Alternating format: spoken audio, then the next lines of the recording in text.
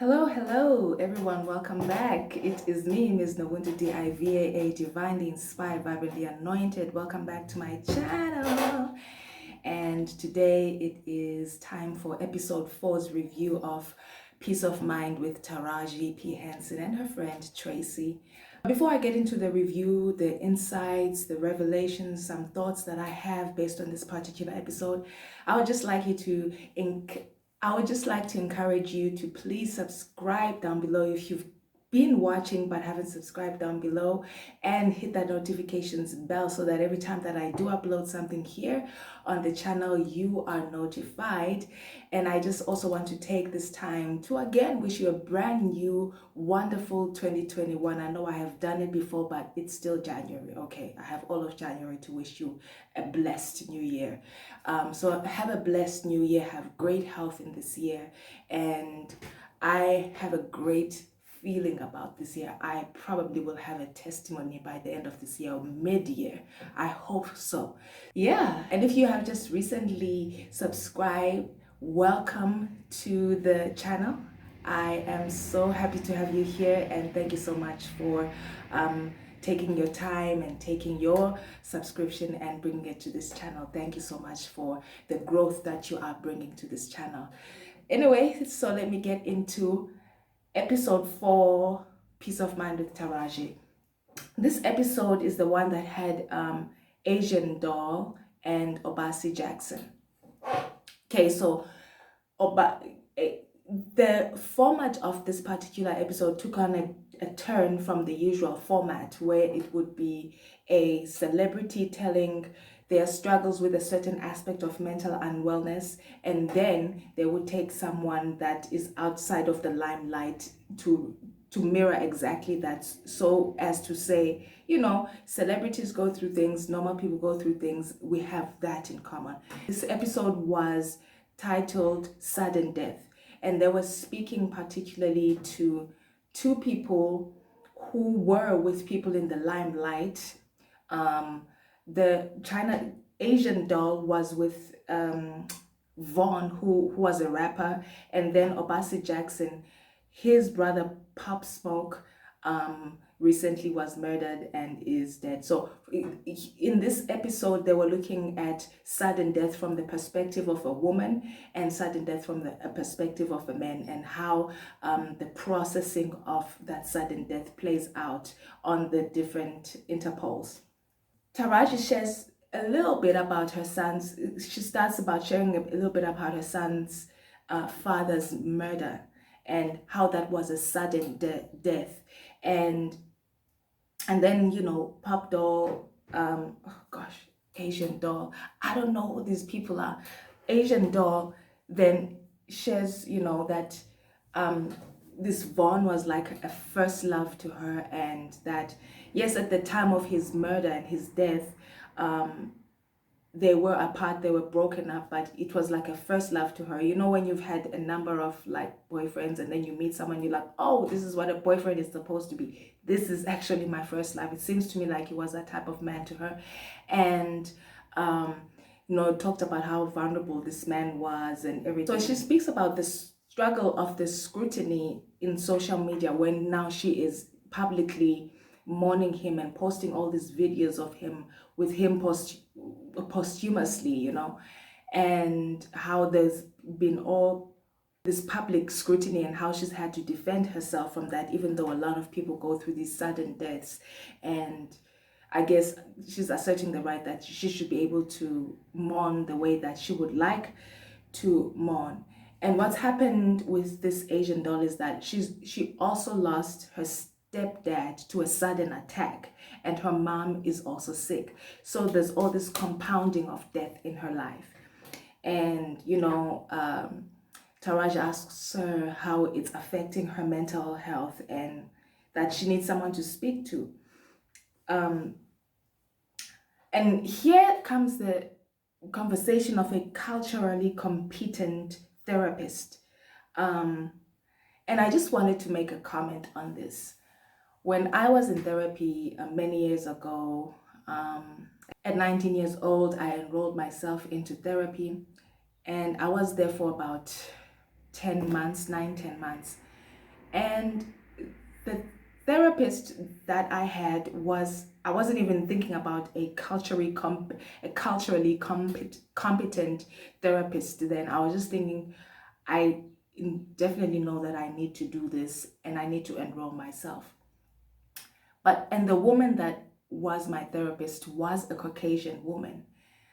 Perhaps it's because I was not bringing cultural issues to her and she didn't have to understand cultural nuances with the issues that I was experiencing and looking for help in processing and working through. I don't know, but I think what's most important for me is that you get the most competent therapist, and they don't have to be black. They can be anything. If they are the right fit for you, then that's your therapist. I understand the culturally competent argument because I remember someone on one of my Facebook friends relating a story about she had this Caucasian young woman as a therapist, and she would go to therapy and she would kind of end up giving therapy to this woman because this woman literally had no capacity to contain what she as a black woman was bringing to the table, and so would turn it around and share her own issues. And she, as the black woman who's the patient, would end up having to counsel this therapist through her issues. So I understand the cultural competent argument, but I would say first and foremost, seek a therapist that is competent to the issues, to you, and to the issues that you are bringing to the table, and is able to help you in a maximized way. Perhaps it's because I live in a country where people who look like me are the majority and we're not a minority. And so I don't know how it works out when you live in a continent where, or in a country where you are a minority and you live in a country that's particularly insensitive to your cultural experience and the humanity of your experience as a person who looks like me. So I get it in both ways, but I just want to say I would look for the person that's competent first and foremost. If it has to do with color in a particular country, then do that. Then the conversation continues with Asian Doll, and they talk about, I'm looking at my notes here also. If you don't deal with the hurt and the grief, it'll show up. And that's why they are saying, they're advocating, Tracy and Taraji are advocating that she goes and sees someone and talks to someone, because there seems to be these deathly kind of situations compounding around her, and that she needs to have someone to talk to. And I would say that is good advice. So the other thing that Taraji also is what Asian Doll has learned about some of her friendships during this time of her grief. And she's like, I don't need any of them. I don't want them. The lifestyle she was living before was the party lifestyle, negative lifestyle, fighting lifestyle. And it's almost like this particular death of Vaughn, this man that she was so in love with, has really kind of gotten her mind right, jerked her so much that she is now prioritizing the things that are positive in life, the things that work in life, the things that are moving her forward in a positive light in life.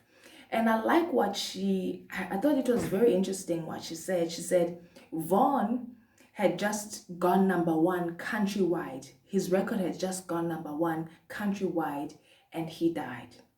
And also the next guest's brother had just had this victory where he had bought his first mansion, and he had obviously shown that on social media and was so happy and had worked so hard to get to this point where he's got this mansion now because, the fruits of his labor. And he also was murdered. And I don't know the circumstances under which both of these young men, Pop Smoke and Vaughn, died. But I was thinking about the crabs in a barrel environment. When you come from a crabs in a barrel environment and you begin to make it and you remain in that crabs in a barrel environment, you are putting yourself in harm's way.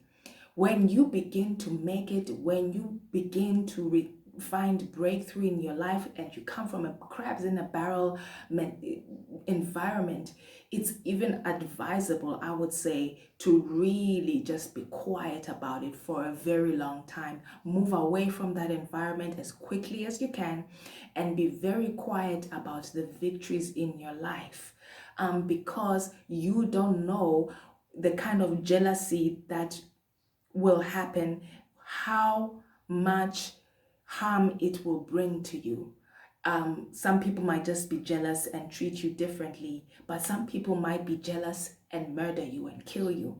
And so when she's made those 2 points that she said, these men had just had their big breakthroughs and they both died at the height of these big breakthroughs, and I thought, I wonder what this means.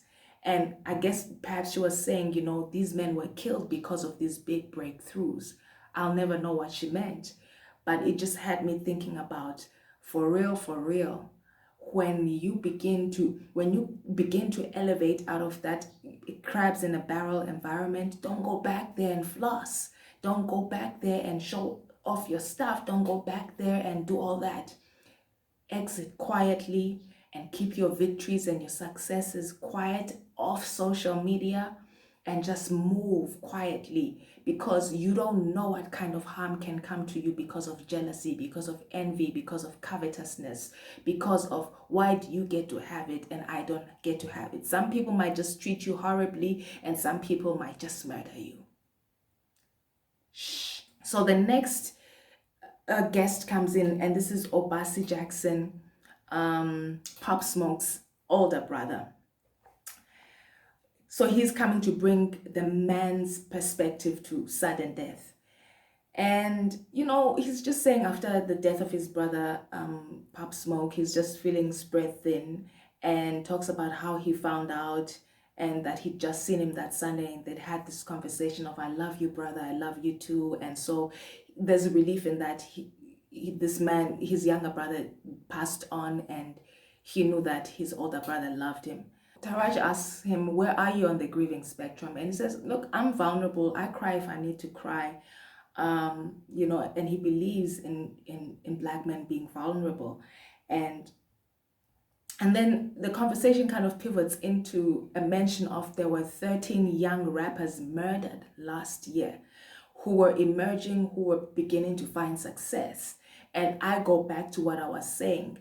Once you begin to have success and you come from an environment that is a very hostile environment that you grew up in, a hostile that is crabs in a barrel environment, once you begin to get success, get out of that environment, because you're going to be pulled down by the other crabs. Not that they're horrible people, but because that's the mentality. Get out quietly, get out quickly. Otherwise, don't be in the hood flossing your diamonds, flossing your cars, flossing the fact that now you have this mansion, flossing the fact that you can afford things and you can pay for everybody's drinks. Don't do none of that.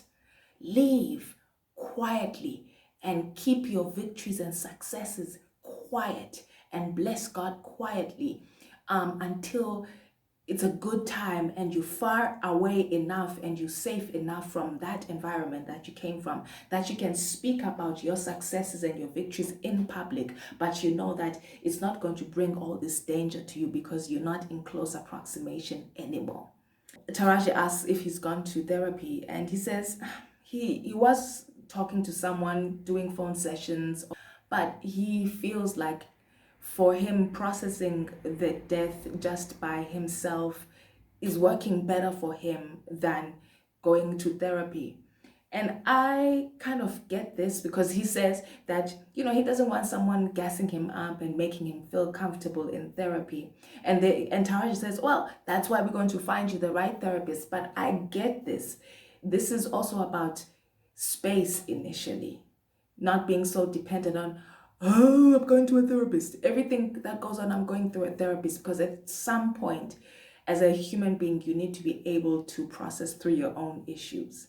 And that's what this therapist that I had so many years ago, and other readings that I went through and other programs that I watched, help me to do is that they equip me with such great knowledge and information to be able to process my own things and work through my own stuff without necessarily going to a therapist. I'm not therapist averse, but at some point you need to be able to, as a human being by yourself, have those tools.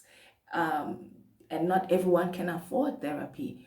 And so it's good to be able to amass tools and ways with which to process through difficult things through which without, if you don't, should you not be able to have the option of going to a therapist. I think at this point, Obasi is talking about he needs some space to really just kind of be with himself before being bombarded with therapy. And then once he's taken that time to be with himself and really process to whatever distance that he can process, then if he's still finding that he's struggling in a way that, okay, I need extra help now, then he can go and get extra help. I don't think he's therapy averse. I think he's just rushing into things or rushing into therapy averse. Not right now. He's taking some time. His brother just died. And then after some time, where there are these post-traumatic stress disorders perhaps that might come up, then you go for help and you say, okay, help me undo this, help me work through this, help me process this, help me work this out of me, and or transmute it into a different kind of energy so that I can function and do the things that I need to do in order to go on with life. You know, Taraji then talks about loss and how loss doesn't go away, and I can truly agree with this. Loss doesn't go away. You just learn to live with it over the years. My mother died 15 years ago now, in 2006. Loss doesn't go away. The devastation of it doesn't go away. But you just learn to live with it better. You just learn to cope with it better. You just learn to be able to carry it better and have it around you and have it as a fact in your life so much more better, as with each year, with each season. So it's not this thing that kind of stays hurting and stays gouging you out, and you're breaking down 50 years later. But you might, but it's not from a place of pain. For me anyway, I still do, but it's not from a place of pain. It's from a place of, man, I got married and my mom wasn't there. There's this happening and my mom is not here to see it, and I wonder what she would have been like at the age of 71. I wonder what kind of grandmother she would have been. She died before she had grandchildren. I wonder what kind of grandmother she would have been. I wonder what kind of mother-in-law to my husband she would have been. I wonder what our family dynamic would be like if she was still around. All of that kind of stuff. And then Tracy talks about how she still has to face the fact that she had to face a cousin who died from COVID, and she could only say goodbye to this cousin over the phone, and she hadn't gotten around to see this cousin. But that's the thing though about sudden death or even death, is that you don't know the day or the hour or the minute. You don't know. Even if you knew someone was sick, you don't know when they're going to die, if they're going to die. And so to be guilty that you weren't there when someone died is putting unnecessary guilt and unnecessary pressure on yourself. I just think that them dying knowing that they were loved and that they were cared for, and that you are sad that they're gone, and that them leaving, they did not leave without anyone caring about the fact that they're gone, is okay enough, is good enough. We cannot tell when people are going to die, so we cannot be guilty for not being there when they do actually die. So Taraji talks to Obasi about how else is he dealing with it. He's like, I'm just busy with work, and he's just immersing himself in work, and he's deflecting, and it's like, oh, and Taraji is like, well, you do know that's deflecting, and he's like, yeah, I do know that's deflecting, but I just think that he's taking a moment to be with himself before he jumps into therapy, to process the whole thing that has happened before jumping into therapy. And I think that's also a valid ask for someone who's going through something as, as horrible as your brother being murdered, or your ex-boyfriend being murdered, or someone that you loved suddenly dying, But what I can say at the end of all of this is that sudden death there's no way you can preempt it. My mother's death was not sudden, but by the time I got to her bedside, she was in a coma. And she had been to the hospital many times when I still lived with my parents. And I thought, oh, it's probably one of those. And it's a work colleague who told me, you need to get up and go home. This could be serious. And so I did, and it turned out it was serious, and it was the last time she was visiting a hospital. But I never blamed myself for not arriving earlier when she was still conscious and her eyes were open and she was still awake. These are things you cannot preempt. When I was there, when I did eventually arrive and she was in a coma, she was still alive.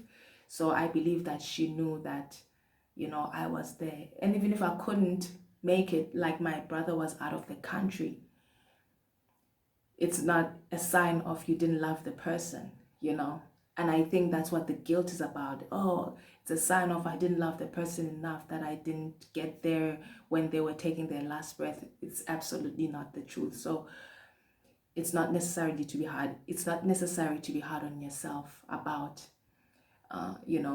you weren't there, or how someone died suddenly. You couldn't have prevented it because you don't rule the world. You're not the one who murdered them. You're not the one who targeted them. You're not the disease that was on them. So you don't get to decide when they go. You can only just send love to them while they go, if you're able to, or posthumously still send love to them and let them know that you love them. Anyway, that is it for today's episode 4 of Taraji's Peace of Mind with Taraji. I will see you again next time. Next time, Taraji is going to be sharing the story of how she lost her 9-year-old child's father through murder as well, through sudden death as well. So it's an extension of this, and how it affects a person, obviously how it affects a person's mental wellness. And so I'm looking forward to reviewing that for you. Again, let me just clarify, I keep getting very strange and mean messages of people saying this is clickbait. My videos are not blow by blow recalls of what happened in the episode.